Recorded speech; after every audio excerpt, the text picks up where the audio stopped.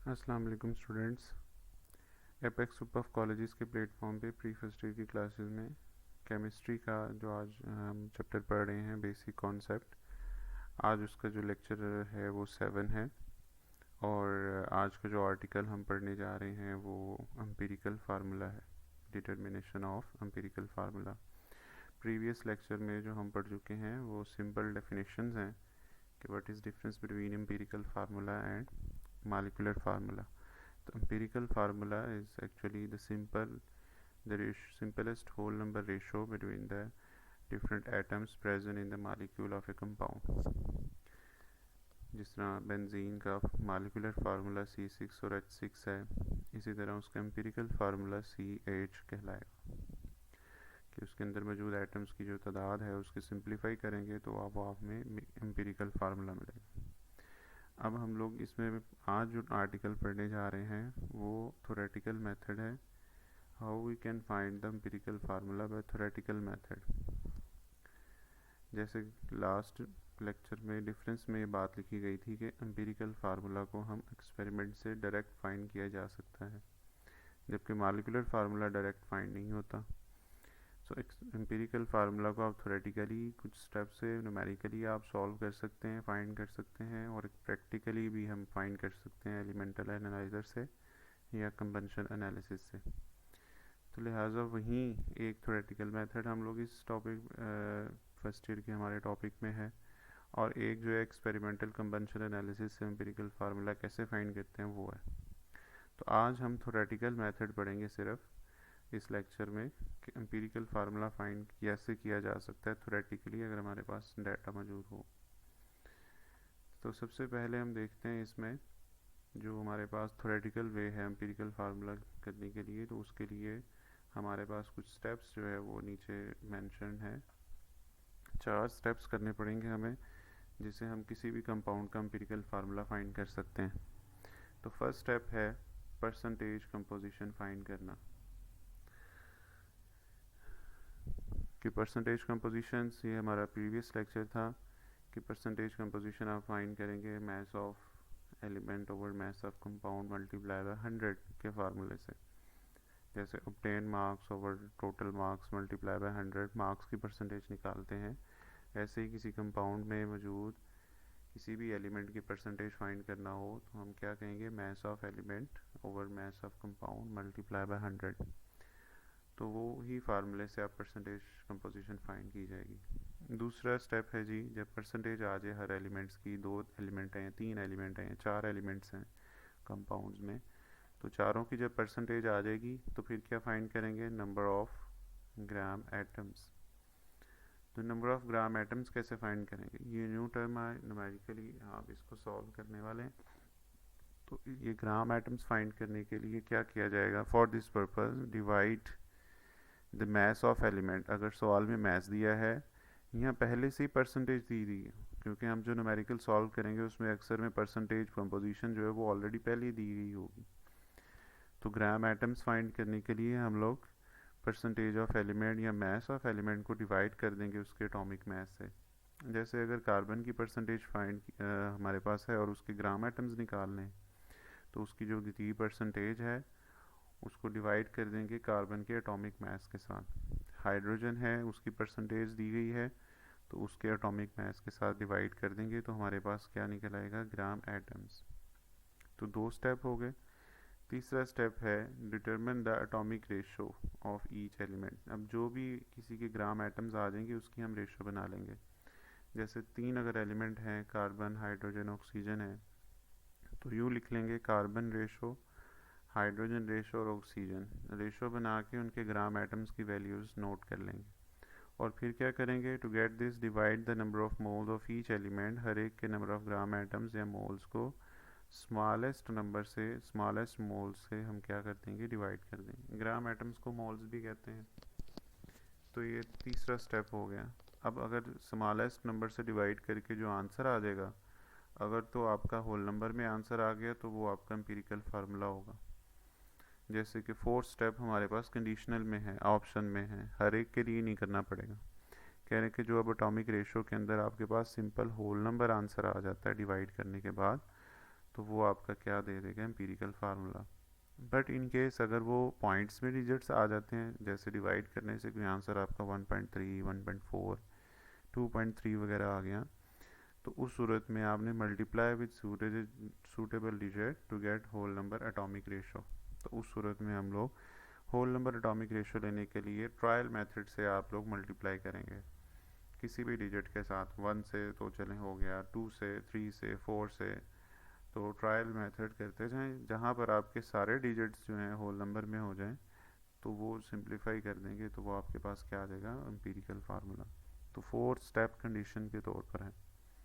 अब ये 4 जो है वो पॉइंट्स हैं, ये शॉर्ट क्वेश्चन में भी आ जाया करते हैं बाज़ दफ़ा पेपर में, और लॉन्ग क्वेश्चन में भी एक दफ़ा 2019 के पेपर में आया हुआ है कि what is define empirical formula, write the 4 step to determine the empirical formula. तो दोनों पॉइंट ऑफ व्यू से ये हम हो सकते हैं, ठीक है।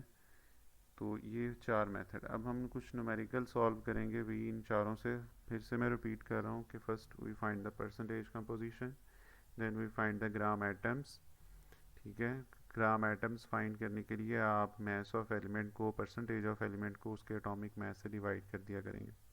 तीसरा स्टेप है we develop the atomic ratio of elements, जितने भी एलिमेंट्स मौजूद हैं, 3 हैं, 4 हैं, 5 हैं, उनकी एटॉमिक रेशो डेवलप करेंगे और उनमें सबसे जो स्मॉलेस्ट डिजिट होगा उससे सारी रेशो को डिवाइड कर दिया जाएगा। सिंप्लीफाई करेंगे तो अगर तो होल नंबर में आंसर आ जाते हैं तो that will be give empirical formula, और अगर होल नंबर में नहीं आते तो किसी सूटेबल डिजिट से मल्टीप्लाई करने पर आप रेशो को होल नंबर में कन्वर्ट करेंगे और वो हमारे पास एम्पिरिकल फार्मूला आ जाएगा। तो ये 4 स्टेप बेसिक हैं to determine the empirical formula. इन्हीं 4 स्टेप को आगे यहाँ पे एक मैंने फ्लो शीट के अंदर बनाया है। जैसे आप देखें मास ऑफ एलिमेंट है या मास ऑफ एक्स एटम है, इन्हीं 2 एटम्स पर मुश्तमिल है। 2 डाटा दिया हुआ है एलिमेंट्स का, हमारे एम्पिरिकल फार्मूला में 2 एटम्स हैं। अब इसमें हमने सबसे पहले चले मास दे दिया, परसेंटेज कंपोजिशंस की ज़रूरत नहीं है।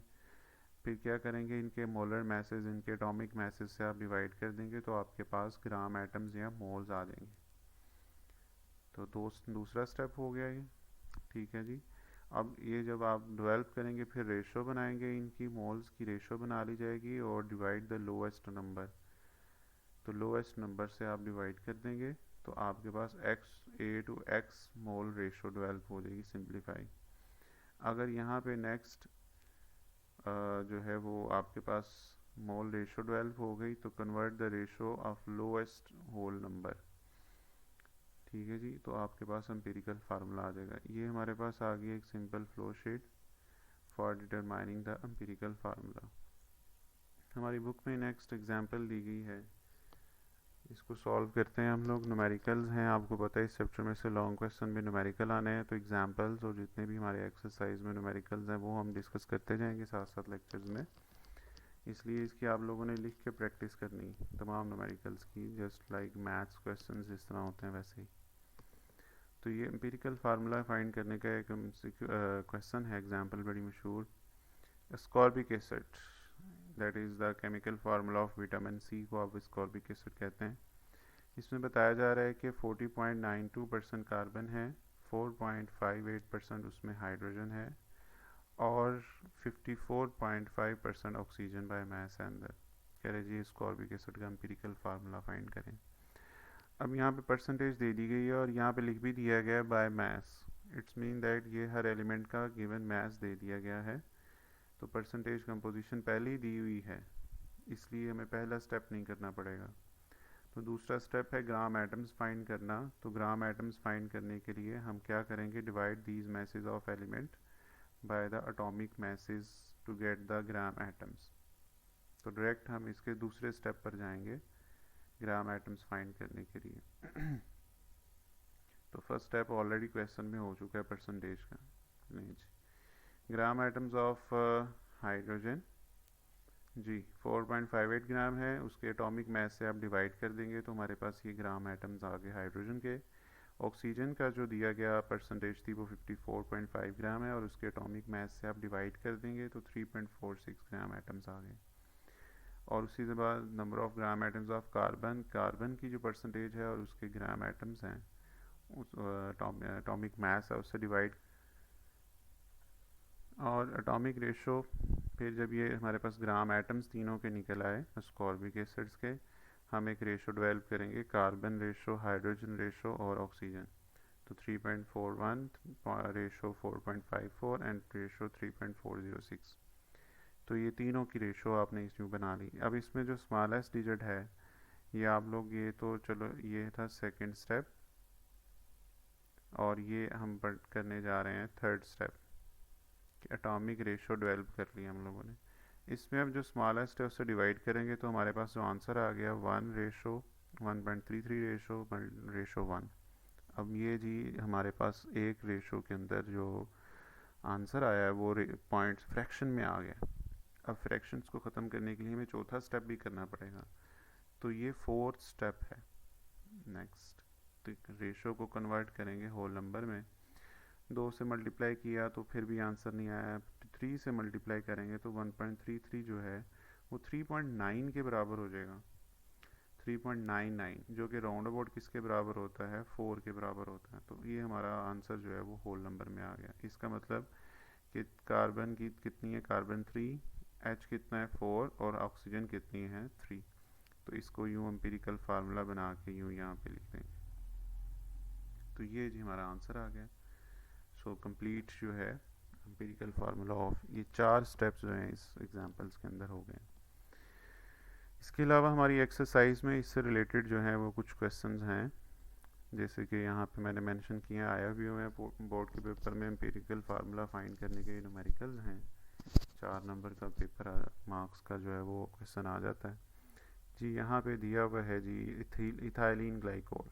क्या चीज़ है ये? That is a chemical viscous liquid है, जैसे कि ये डायग्राम में बताया जा रहा है यहाँ पे।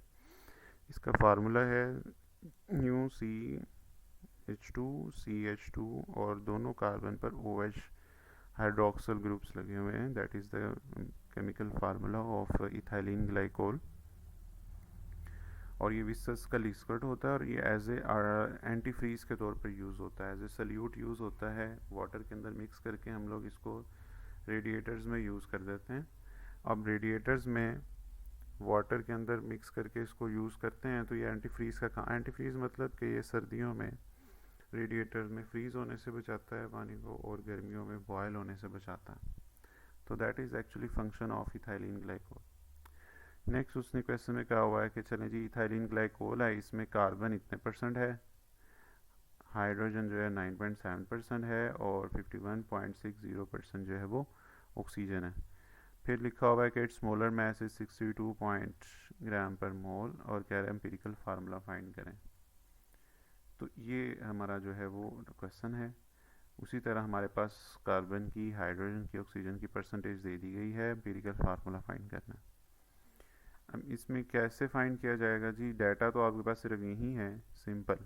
तो first we can find gram atoms of elements, तीनों एलिमेंट्स के ग्राम एटम्स फाइंड कर लेंगे, वही फार्मूला परसेंटेज ऑफ एलिमेंट और एटॉमिक मास ऑफ एलिमेंट, ये हमारे पास ग्राम एटम्स फाइंड करने का फार्मूला है। कार्बन के फाइंड कर लिए 38/12, 9.7/1.08 और ऑक्सीजन की 51.6/60। तो हमारे पास आ गया आंसर, तीनों की जो है वो ग्राम एटम्स हमारे पास जो है वो फाइंड हो गए।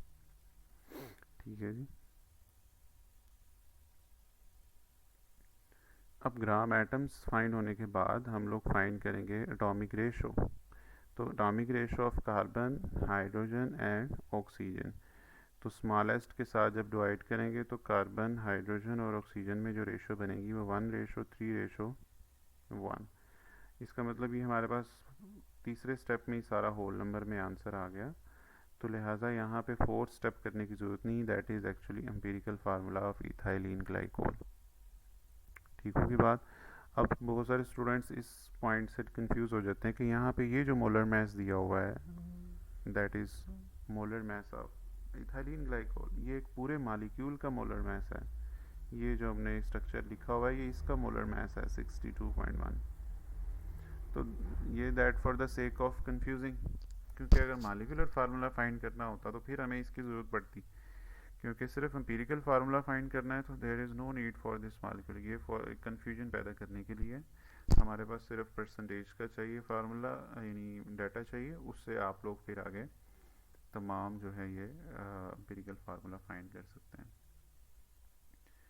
नेक्स्ट ये क्वेश्चन है हमारे पास, ये बी एक्सरसाइज का क्वेश्चन 16 है। सीरोटोनिन ये एक कंपाउंड है, नर्व्स इम्पल्सेस ब्रेन्स के अंदर, ये एक न्यूरोट्रांसमीटर है, ठीक है जी। और ये एक हार्मोन की तरह है जो हमारे ब्रेन्स में जो है वो नर्व इम्पल्सेस और मसल्स के अंदर जो है वो यूज़ होता है। अब इसका भी डाटा दिया गया है हमारे पास कि इसके मॉलिक्यूलर फार्मूले में इतने परसेंट जो है वो कार्बन है और हाइड्रोजन है, नाइट्रोजन की परसेंटेज है और ऑक्सीजन की, 4 एलिमेंट। कहा जा रहा है जी इसका मॉलिक्यूलर फार्मूला फाइंड करें। तो पहले आपको एम्पिरिकल फार्मूला फाइंड करना पड़ेगा। उसके लिए इन तमाम परसेंटेज, चारों की परसेंटेज दी गई है, इनके एटॉमिक मैसेज से, जैसे कि हाइड्रोजन और ये नाइट्रोजन और यहाँ पे ये ऑक्सीजन के एटॉमिक मैसेज से सबको डिवाइड कर दिया, तो हमारे पास ये ग्राम एटम्स आ गए। तो स्टेप 2 क्या है, हम लोगों ने एटॉमिक रेशो डेवलप की, carbon ratio, hydrogen ratio, nitrogen ratio और ऑक्सीजन, और इन सारे में सबसे जो स्मॉलेस्ट डिजिट है वो 0.57 है, उससे सबको हमने डिवाइड कर दिया। तो आपके पास ये 9.96, 12.0, 1.89 और 1। अब ज़रा देखा जाए इन चारों रेशो पर, इन आंसर्स पर, तो ये तकरीबन जो है वो राउंड ऑफ कर देंगे तो हमारे पास जो आंसर बनेगा ये 9.96 जो है 10 के बराबर, तो C10 आ गया। H12 है, N 1.989 को आप क्या कर लेंगे 2, तो N क्या आ गया आपके पास 2 और ऑक्सीजन 1 आ गई। तो that is empirical formula of serotonin. सवाल में पूछा हुआ है जी मॉलिक्यूलर फार्मूला फाइंड करना है, तो उसके लिए क्या करना पड़ेगा, आपको रिलेशन इस्तेमाल करना पड़ेगा, वही जो लास्ट एम्पिरिकल फार्मूला में हमने फाइंड किया था कि मॉलिक्यूलर फार्मूला फाइंड करने के लिए आपको ये फार्मूला लगाना पड़ेगा कि मॉलिक्यूलर फार्मूला बराबर है n multiply by empirical formula, ठीक है जी। अब इसमें n की वैल्यू फाइंड करनी है, तो वो किसके बराबर है, मॉलिक्यूलर मास ऑफ कंपाउंड और एम्पिरिकल मास ऑफ कंपाउंड। तो मॉलिक्यूलर मास देखें, अब इसने सवाल में यहाँ पे दिया हुआ है सीरोटोनिन के कि 176 ग्राम पर मोल, तो ये तो आ गया आपके पास मॉलिक्यूलर मास। एम्पिरिकल मास कैसे फाइंड करेंगे, तो ये यहाँ पे हमारे पास जब एम्पिरिकल मास फार्मूला आ गया तो यहाँ से मास फाइंड कर लेंगे। यहाँ पे किया होगा कि 10 कार्बन है, 12 हाइड्रोजन है, 2 नाइट्रोजन है और 1 ऑक्सीजन है, इनके मैसेज लगा लें। तो 10 multiply by 12, 12 multiply by 1 and 2 multiply by 14 और ऑक्सीजन का 16 होता है, तो ये भी आपके पास 176 आ गया। तो ये आपके पास एम्पिरिकल मास आ गया। तो डिवाइड करें तो आंसर कितना आ गया 1, तो इधर 1 से आपने मल्टीप्लाई किया तो आपके पास मॉलिक्यूलर मास भी कितना आ गया C10, H12 और N2O। तो ये है। अब यहाँ पे सवाल ये राइज होता है कि वही एम्पिरिकल फार्मूला, वही मॉलिक्यूलर फार्मूला, तो लिहाजा आप ये कह सकते हैं कि ये उन्हीं फार्मूला में से है कि जिसकी n की वैल्यू 1 हो। तो ये पॉसिबल है और ये करना भी ज़रूरी है। जब क्वेश्चन में पूछा है कि व्हाट इज़ मॉलिक्यूलर फार्मूला, तो आपको ये वाले सेक्शन के अंदर ये स्टेप 4 और स्टेप 5 वाला पोर्शन करेंगे तो ये पूरे 4 मार्क्स मिलेंगे, चाहे सेम आ रहा है एम्पिरिकल फार्मूला। क्लियर होगी बात। तो लिहाजा आज के इस टर्मिनेशन एम्पिरिकल फार्मूला में सारी बातें जो है वो आ गई हैं कि आप लोगों ने यहाँ पे मॉलिक्यूलर फार्मूला फाइंड करना भी सीख लिया कि भैया आप इस फार्मूले से कैसे फाइंड करेंगे और n कैसे फाइंड करेंगे, ठीक है जी। तो नेक्स्ट जी आपकी एक होम असाइनमेंट, आपने घर पे इस क्वेश्चन को अटैम्प्ट करना है कि ये एक एम्पिरिकल फार्मूला फाइंड करने का एक क्वेश्चन है। ये बुक में यहाँ पर पिक्चर में एक कंपाउंड का नाम दिया है, इसको ब्लैक मिनरल है, हेमाटाइट कहते हैं, ये आयरन का मिनरल है, ठीक है। इसका डाटा क्या है जी, यहाँ पे हमारे पास कह रहे कि जी आयरन का ऑक्साइड है ये, ठीक है। आयरन ऑक्साइड मतलब आयरन हो सकता है, आयरन का ओर है, ठीक है। इसमें क्या कुछ है, 34 ग्राम ऑफ आयरन है Fe, 15.3 ग्राम ऑफ इसमें ऑक्सीजन है। तो आपने दो ही एलिमेंट हैं, दोनों का मैस हम इसका एम्पिरिकल फार्मूला फाइंड करेंगे, ये जो हेमाटाइट कंपाउंड है। तो आपको मैंने एटॉमिक मास यहाँ पे मेंशन क्लियर कर दिया है ऑक्सीजन का और आयरन का। तो सिंपली आप क्या करेंगे, सबसे पहले आप आयरन और ऑक्सीजन के ग्राम एटम्स फाइंड कर लेंगे, that is the mass of iron, atomic mass इससे डिवाइड करेंगे, फिर ऑक्सीजन का गिवन मास ओवर उसका एटॉमिक मास, ग्राम एटम्स आ जाएंगे, रेशियो डेवलप करेंगे और सिंप्लीफाई करेंगे, तो आपके पास आ जाएगा इसका एम्पिरिकल फार्मूला। इसकी आप लोगों ने प्रैक्टिस करनी है, ठीक है जी। तो ये आज का लेक्चर हमारा जो है वो फिनिश हुआ। बहुत शुक्रिया, जज़ाकल्लाह।